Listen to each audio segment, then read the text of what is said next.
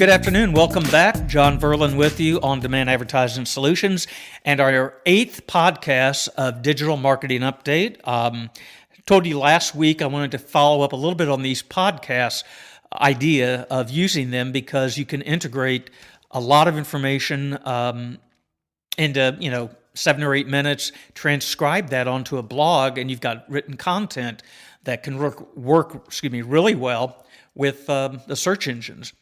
But I found a really good article last week in Entrepreneur, and the name here is written by Kim Shandro, who interviewed, and this is great. If you ever wanted to ask a guy worth 150 million questions about your small business, this probably is the guy to ask. Robert Herjavec, he's one of the Shark Tank investors you may recognize, had a internet security firm, sold it for 150 million, went from like 3 employees to 220. So the guy knows what he's talking about. But he's got in this Entrepreneur article, and I thought I'd share this with you because this information's right on target, and obviously he knows what he's talking about.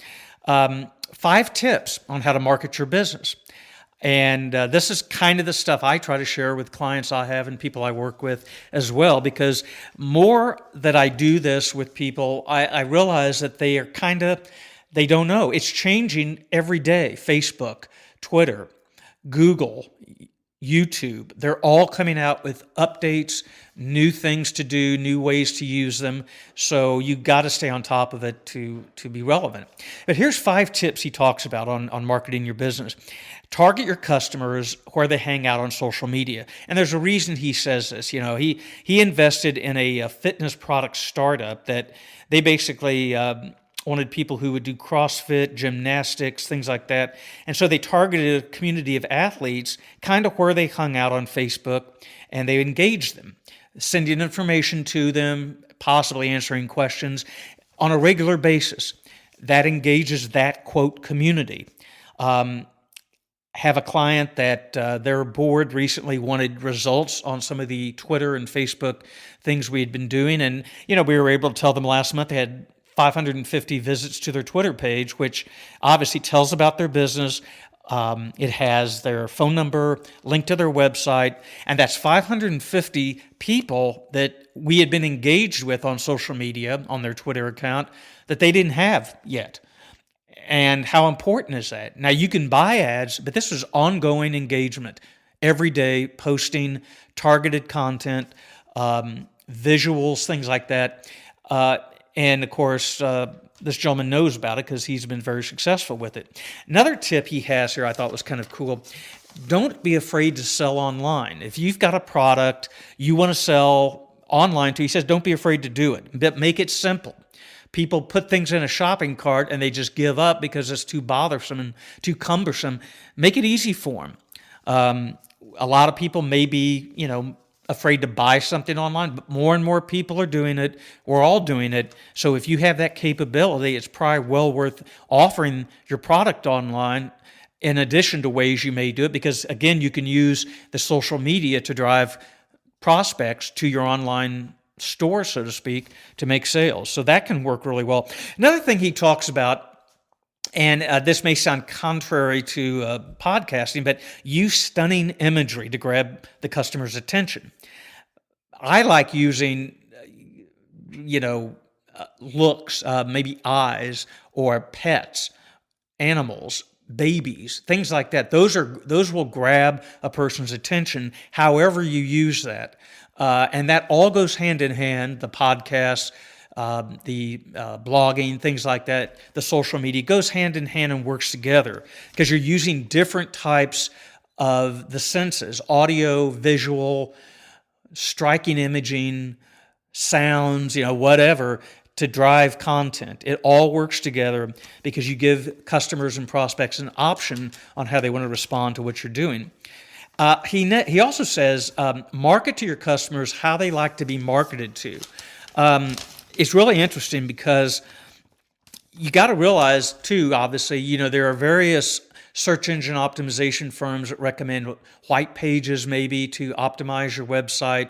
Could be 1,000, 2,000, 3,000 word articles, things like that. But also realize you don't have a lot of time sometimes. I personally prefer the shorter the better, because I know from my radio background and my radio days, people give you 30 seconds to a minute maybe to get their attention, and they move on because we get so much information thrown at us that it really can get overwhelming. And finally, and he also talks about one more thing I want to mention. Besides social media updates, maybe they prefer an e-newsletter or text notifications or an email every month. These are things I talk about with my clients also, to kind of mix and match various ways to not only engage the website and the perception of the brand, but to stay in touch with people, because you will gradually build that of prospects and customers, and it's critical to stay in touch with them, and this is a perfect way to do it. Finally, he says, hire a marketing agency so you can do more of what you love. Now, obviously, I am partial to that, and clients I work with, they kind of come to that conclusion at some point when we get engaged in the first complimentary little consultation I do, and we find out how much we're going to do. They kind of realize, oh my gosh, this could be overwhelming. But he basically says, outsourcing your marketing needs to an agency dedicated to taking your brand awareness to the next level frees you up to get back to business. And if you don't have a budget to hire a marketing firm, Herjavec suggests partnering with someone you trust who has successfully marketed their own business. Whatever you do, he says, don't take the whole thing on yourself, because if you don't have the experience to back it up, you may just be wasting your time, so to speak. So either hire someone, or if you know a business owner that's been successful, if they're willing to share their techniques, their secrets with you, great. That's hard to get, though. I know I've had clients where they made me swear, don't tell anybody what I'm doing. So, okay.